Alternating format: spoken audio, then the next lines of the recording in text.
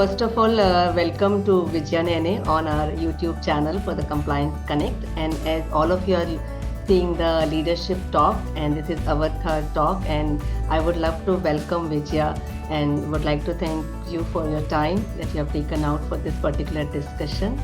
So the first thing we would like to, although I know it is not a right thing to ask a person having a 3 decades of experience to say something in just few seconds or few minutes, but yeah, we will try to justify if you can talk about something about yourself, Vijaya. Thank you so much, Samta. First of all, it's an honor to be here and taking part in this show. My journey started in 1986 when I was 19-year-old. It was with AG's office. So for me, that point of time, leadership meant your boss, the person who leads you, just the boss. And for me, that's the point of time, a designation really made someone a leader. And during my stint there, I happened to meet a direct recruit IAS cadre, UPSC direct recruit officer, and I got inspired by her. And that led me to join LIC as a direct recruit officer in 1989. So after 6 months of training, residential training, when I joined the branch office in LIC, where I was given the responsibility to run 3 different functions along with the cash counter management. The very second day, this myth of leadership is all about designation, or leadership is your boss is the leader, that got completely shattered, as I could not influence some of the team members, and they said, our experience is more than your age. So that was the time I just suddenly realized that leadership is not about having a title or designation. That perhaps gives you authority, that perhaps gives you control over certain things for your team, like deciding their promotions, deciding their increments, but doesn't really give you the ability to improve their lives. So as a leader, what is the definition of leadership? I realized the definition of leadership is influence. How effectively you are able to influence your team, that is a reflection of your leadership quotient. And in fact, this starts encompassing larger number of teams, larger number of people who are beyond your span of control as your leadership quotient increases. When I say beyond your span of control, people within your span of control, they'll definitely look up to you because of other interests that they have. They need to work with you. Their promotions, their increments, their performance appraisals, everything is linked to you. You are deciding that. But when you are in a position to influence people beyond your span of control, that is the real reflection of leadership. So this 3 decades of journey was all about discovering those nuances, discovering those small but effective methods of enabling others. So it's wonderful journey, I must say, Samta, and thanks for making me go through this entire experience once again. Actually, you have used very interesting few words which I really can connect. Like somebody, when you say as a leader, if you cannot influence others, then you are not a true leader. And the leadership lies in the power of influencing, which comes out from the, I will say, from inside you after certain experiences, definitely. But like in your journey of 3 decades, who you think that can be a person you can even think about after so many years that has influenced you and supported and contributed you as a leader? Because I think I can say like even if I talk about my teachers who were like associated with me as my teacher 32 years back, I can still remember the few names because I feel one similarity between the teachers and the leaders.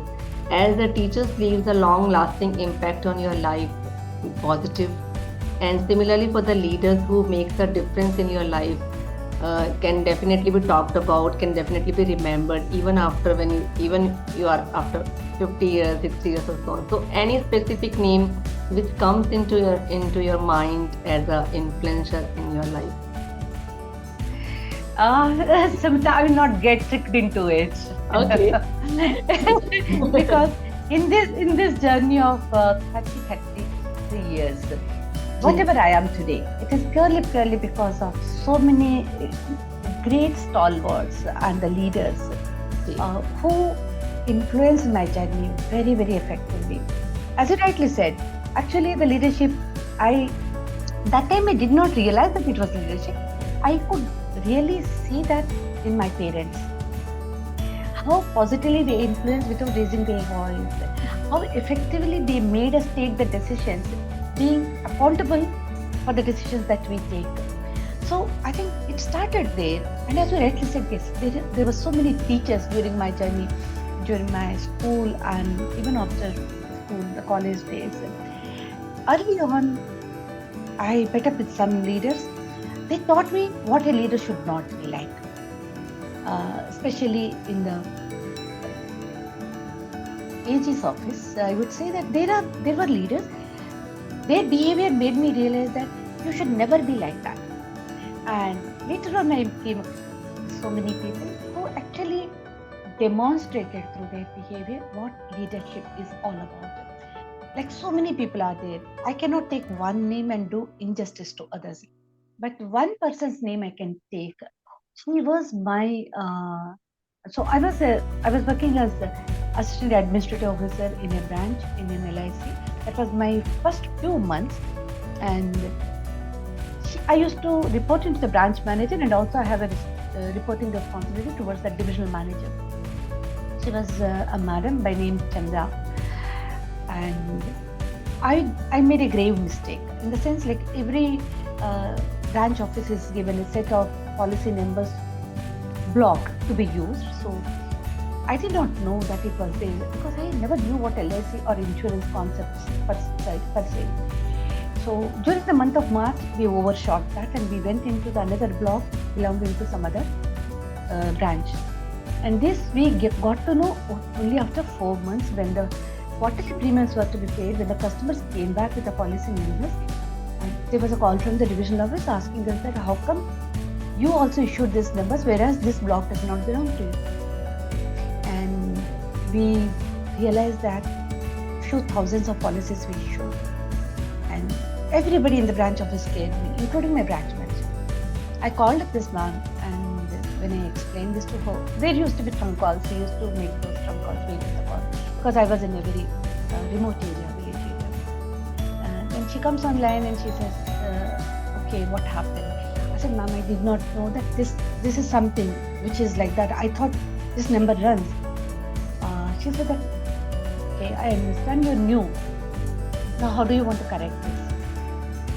I said, ma'am, I don't know. She said, no, you need to know.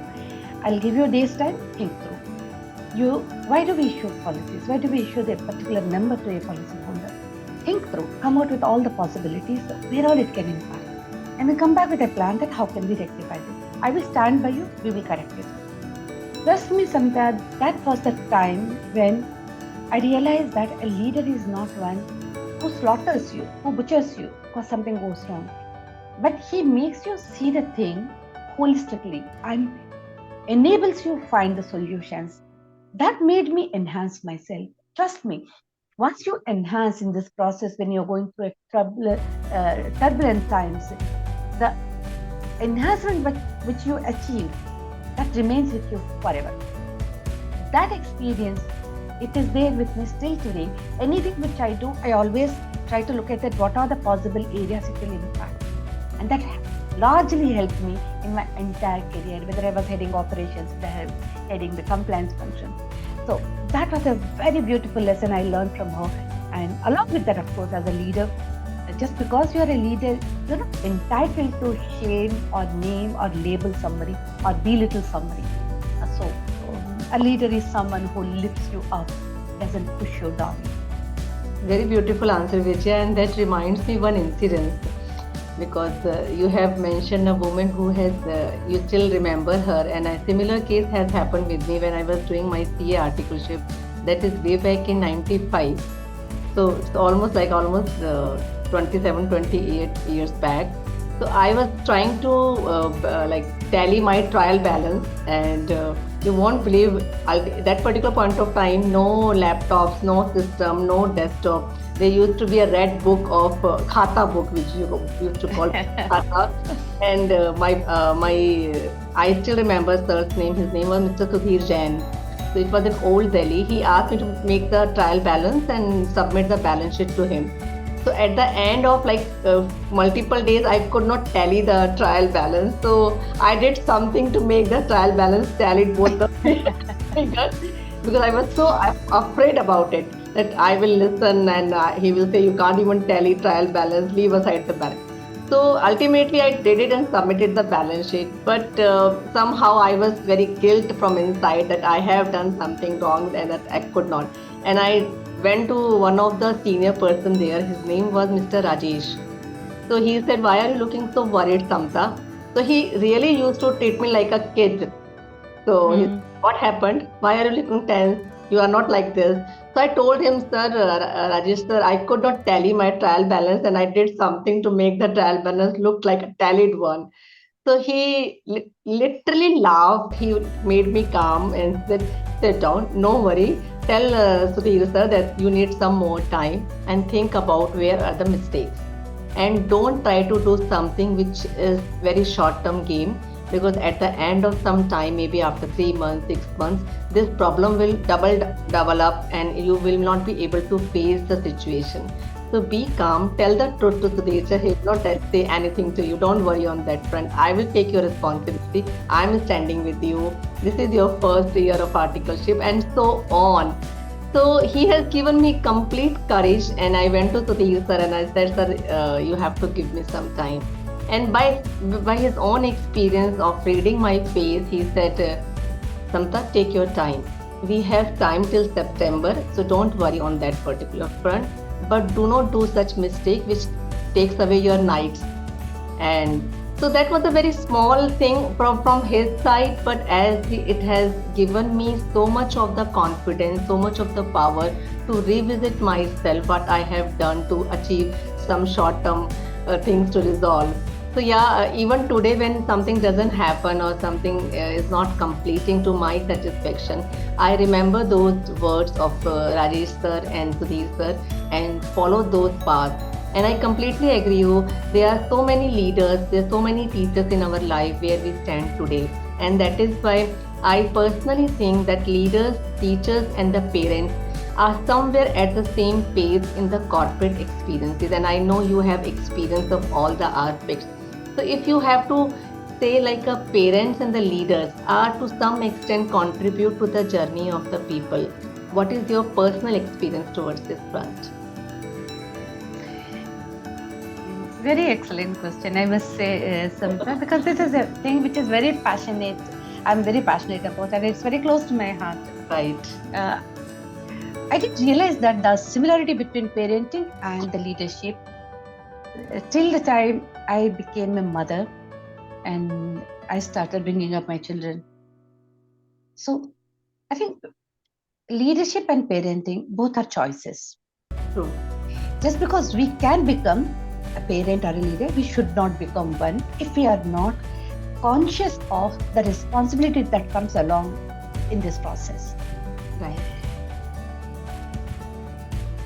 Leadership or parenting is not a label that you want to demonstrate or prove to the world. It is something which you want to see how your existence is making the other person bloom like a fresh flowers. That is the ability of a leader or the parent. So I do parenting coaching also. I do leadership coaching. So parenting coaching is part of that which I do. I feel positive parenting and positive leadership are very, very similar. In both these, the aim of the parent and the leader is a single goal. As a parent, what do we expect? Honestly, you are a mother, I am a mother. We all know that we have gone through this journey. We're still going through this journey. What do we expect from our children? Universally, across this globe, every parent expects the child to be responsible and capable. That's it. What do we mean by responsibility? Be responsible for your health, for your behavior, for your actions, for your duties, everything. That is the responsibility part. Responsibility is nothing but conduct. Okay? Whereas performance is where you also want your child to be doing extremely well in everything that he or she takes up. Whether it is academics, whether it is extracurricular activities, whether it is social service, whether it is small chores that they have to help at home, sitting at a dining table. You don't want them to be clumsy, you don't want them. So you just require your child to be responsible and capable. And they are so intertwined that the moment a child, you bring up a child who is responsible and capable, your rest of your life is taken care. True. Parents who invest in giving an immediate comfort, they create weak and irresponsible children. If you are interested in giving an immediate solution to the problem that the child has, we are actually curtailing their ability to grow and think. So I go back to the mom's, she said, take a day, look at what all things it would have impacted. So, like if a child is struggling to finish a puzzle, you have two choices. One, you rush, you push him aside, you finish the puzzle and tell him that he's done, and you expect him to be happy. That is one way. Or you help him do that by himself, allowing him that time and whatever effort is taken. But at the end of that, the amount of joy the child gets is incomparable to the joy he never gets by the puzzle getting solved by somebody else, even if it is mother. So similarly, I consider leadership is all about creating responsible and capable cadre, teams. Someone who is responsible, their conduct is absolutely to the standards of the company's expectation, and performance is what you expect as per your targets, goal sheets, company's requirements. So if you have capable and responsible children, or if you have capable and responsible teams, whether it is office, whether it is home, you have happiness, prosperity and growth. So I feel a leader is one who is conscious of developing their teams rather than chasing the numbers or targets for finishing.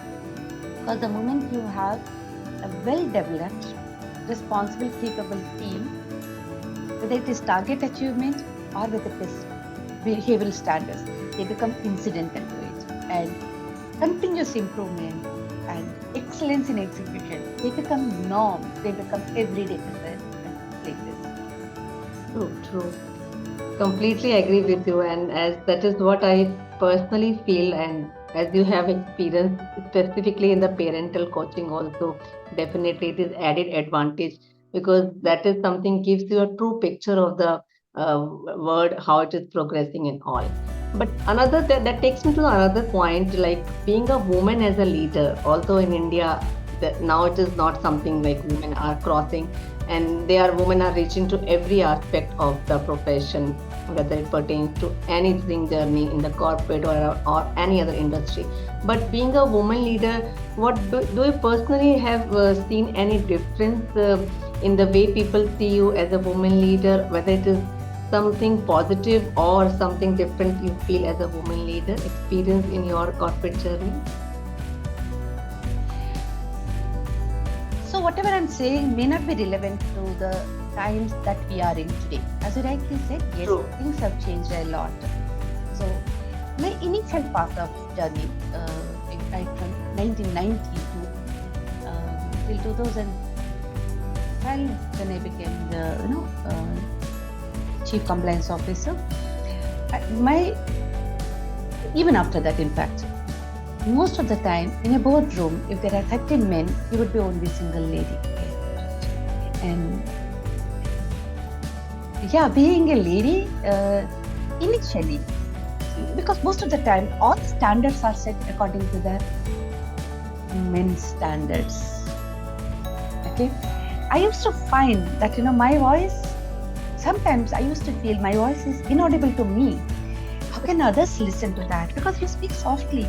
Yes, men have that strength in their voice, and they can actually scream, they can actually be louder than what you expect them in a normal conversations. So it used to make me think that how do you make others listen to you? Again, as I said, every day would be a day where you discover the nuances. How can you make it better? So I realized, to be heard, it is not necessary that you have to be loud. You don't have to be flashing those jargons which are ear catching. They may catch the ears for some time, but what actually delivers is the substance in your subject, the substance with which you can deliver something, and the conviction with which you come to the table, and the solutions that you bring, and the value that you add. I think, yeah, initially it is always like when a woman comes to a very senior leadership position, typically men or the people around you, they feel that she has been favored to reach this position, and that the responsibility typically lies with the women to prove it otherwise. That I came here not because of any other favors, but I'm here because of my pure merit and talent. So it takes time, but the moment it's a journey. The moment people understand that the respect that you get, the audience that you get is tremendous. So to answer your question, yes, you do feel that there is a difference, and most of the time it is positive difference. But of course, everybody will try to take care of you. They will always make you do the things first. All of those things will get. But of late, I see there is a, and in fact, I always believe that leadership is gender agnostic. While you need to have some aspects of a woman, you need to have some aspects of men into a true leader. When you call about a true leader, it is gender agnostic. So the caring, nurturing part of a woman leader, and the objective thinking and the critical parts of thinking of a male leader have to be coming together. So as you grow, as you mature as a leader, you always shed the things which inhibit you because of your gender, be it male or female, and you start embracing the other aspects which actually are lacking in you by nature, but you need to acquire them. So this is how a journey of a leader should continue, in my understanding, because that makes you more wholesome and more complete in terms of providing that value to a place where you are as a leader, be that at home, be that the society, and be that your organizations. Yeah, I can see, I can connect with you what you just said, because when I was a company secretary for one of the organization, that is way back, I think 15 years back. And being a company secretary, definitely you have to be part of the board meetings, and you have to be part of all stakeholders meeting, because you are the one who will be managing the logistic part also. In addition to the definitely, this part is no escape route for that. But 15 years back, the time period was different as compared to today. And then that particular point of time, like being a woman leader was little more challenging from the aspect of prove yourself, because the thought process just comes, she must have come from some reference or by some shortcut, etc. But yes, now when I go to the some meetings, etc., I'm seeing that particular image is definitely not the case, and it has drastically changed. Maybe the women like you and other women who must have proved themselves with their capabilities and the merits, so that image has improved quite a lot. And I see personally that that particular challenge which used to exist 15-20 years back is something not that much visible. Maybe I have not experienced that is why I can say this statement. So yeah, so that is something I have personally felt too, so I can connect. So as you are also, things have changed. Things have changed positive, I will say. Very positive, yes. So now actually you have experience of the compliance for good number of years. So, and you have led a team also. What was your compliance motto, which you think was your most powerful strength you used to have always when you were managing the compliance in your organization as a compliance? senior leader in that organization. So compliance, if you really look at what is the meaning of compliance is the standards of conduct and performance laid down clearly in a workplace. Correct? And some aspect is stipulated by the regulator. So we adopt to that and we say that these are the things which we need to do. So initially, very brief time when I joined compliance, I felt like it was the responsibility of the compliance team to enforce compliance across the organization. But within no time, I realized it is absolutely lopsided the moment you think in that manner.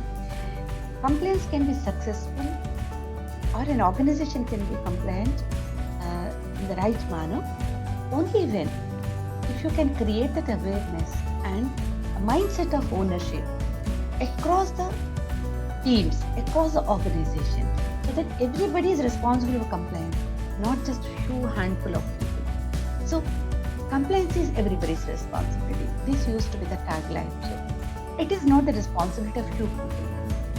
I need to take the responsibility for my compliances. You need to take care of your compliances. Organization takes care of its compliances, but you cannot expect just few handful people to take care of the compliance of everybody across the organization. So the moment we start in expanding this definition of compliance, I think that is any organization which has really made this change in the thinking of the people that everybody is responsible for compliance. The more you start seeing them, the better it becomes for the organization. I think this is a very key aspect of compliance. If we can bring the level of compliance across the organization to a standard through involvement of everybody, that is the best way you can say that compliance is there. At the same time, I'll tell you one thing. Corporate governance is a set of standards for the behavior of the organization. The compliance is the organization as well as for the employees. Corporate governance is especially for the companies' expected standards of conduct. A company which compromises on its own conduct as a corporate citizen, as a corporate, because you have a value which says that customer is first or customer excellence is the motto, etc. But you compromise the interest of the customer because you want to gain some profits.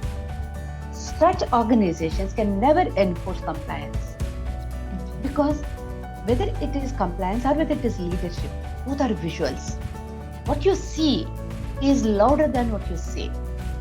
The beautiful posters that you have across the offices, they become pale and faded if your behavior is contrary to that. So I would say two responsibilities for the leadership team and the companies to demonstrate compliance in their behavior, and especially when it is tough, when it is adverse situation, when when your business numbers are not met, your profits are dipping, and there you have a reason to compromise and look better, compromise the interest of the customers and look better. You have to make a choice. An organization which makes a conscious choice of sticking to the compliance and right corporate governance standards, they can enforce compliance on the ground, not others. Very beautiful answer, Vijaya, because as now the talk, I completely agree that like earlier the people used to say like 3-4 people of the compliance department is completely responsible for the entire organization to ensure that they are the one who will be held responsible, because that is the responsibility, or that is why we have hired you, etc., etc. But now with the passage of time, with the 3 line of defense, and definitely the business and the owners come on the first seat of the compliance responsibility, and that is something which has I will say the message has been given even by the regulators, also by the, I will say, our joint venture partners and our partners in the other part of the world has also given this particular messages to the Indian corporates very clearly, to be honest. But yes, now the people understand that a 3-4 people's time three or four people who are in the compliance cannot handle the entire organization's compliance responsibility, because it is not their responsibility. They are here for you as an advisor, as something who can support and stand with you wherever you face problem. But the responsibility lies with everybody if you want to achieve a target of 100% compliance. So yeah, Absolutely.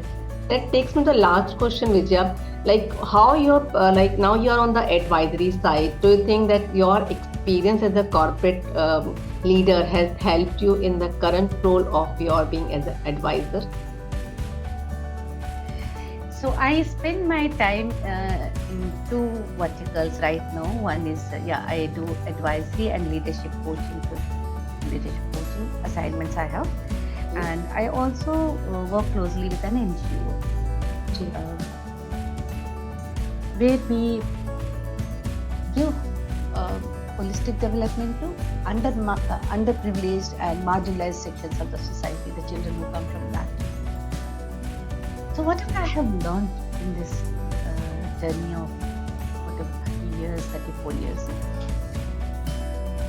everything, it comes very handy because I've been there, gone through, seen that, and the conviction which comes when you have been through such things is much more than the conviction with which you can say when you just read something. So this is the management advisory or the leadership assignments which I have, teaching assignments which I have. They come from my practical experience of how a motivated team can turn around the things. How a motivated team actually expands and redefines the definition of goals, targets, etc. And most of the companies, they struggle with the collaboration, mindset of ownership, which are missing generally. These are things they just slip into awareness the moment leaders start demonstrating certain aspects of leadership, like you choose development over chasing the performance. You take care of people to become better rather than just worrying about their delivery and their targets. So small changes on the ground, if can be made by the leaders, it actually starts giving a huge, huge difference to the organization, to the society, and to all of us. Passion and stress, they are two ends of the same spectrum sometimes. Right. You spend mindless hours without looking at the clock, and you feel extremely happy if it is passion. At the same time, spent without looking at the clock, it actually worries you if it is stress. Stress is a place where you are not able to relate with the workplace or the place where you are working because there's no leadership. There is no leadership quotient available there. Passion is where organizations flourish, thrive, and grow because everybody is passionate because they feel they are connected. They belong to the place and they start contributing. Everybody feels like providing a solution. When it's a stressful situation, everybody looks for someone else to provide you the solution. So you fill the minds of so many people just because you want to be the leader providing that solution. And none of us are gifted with that unlimited power of providing solutions or thinking. All of us have the limited thinking, limited power. But when we put everybody together, when enable them, then it transforms our place. And why I said about NGO, so you will be surprised. These are children who come from very, very different backgrounds, and their reality is what they see day to day. The moment you start introducing the concepts of leadership and you talk to them about the qualities of a good leader, the amount of change that you see in their behavior is tremendous. We used to have issues. Of course, there are some issues we still have. The incidence of that has come down drastically. Issues where children losing cool, children fighting for small things. Now, with coaching and mentoring and helping them to look at the things more positively, they become solution oriented. Small way, it is not a big solution, but it's small. But that itself is a reflection of mindset shift. So I think whatever I have acquired, and thanks to all my mentors and all the great teams that I worked with, and the great companies I worked with, and beautiful friends and colleagues like you, uh, I'm blessed to have that understanding and experience of living through the journey of leadership, which I'm able to pass it on to the society and to the companies. So I'm very glad that this beautiful thing wouldn't have been possible but for the experiences that I was bestowed. I must say that you have done a great, amazing things in the corporate life, and you are doing great things, giving back to the society the way you are doing it. And after all these things, you have given time for this particular discussion. So I would like to thank you again for the same, and thanks for the amazing answers, which must be quite helpful for the audience, and definitely to the people who wants to go into the journey as a leader. And definitely, I will try to see you and catch you in person very soon. Thank you so much, Samita, and it's beautiful talking to you. Yes, I lived again those memories. Wonderful experience. My pleasure. Yeah, and we should catch up very soon. Sure, Vijaya. I can't miss you anymore because virtual is virtual. So I can't hug you. Absolutely. Thank you. So see you soon. Thanks, Vijaya, for the conversation. Thank you. Thank you, Samita. Thank you so much for having me on the show. Thanks a lot. Bye.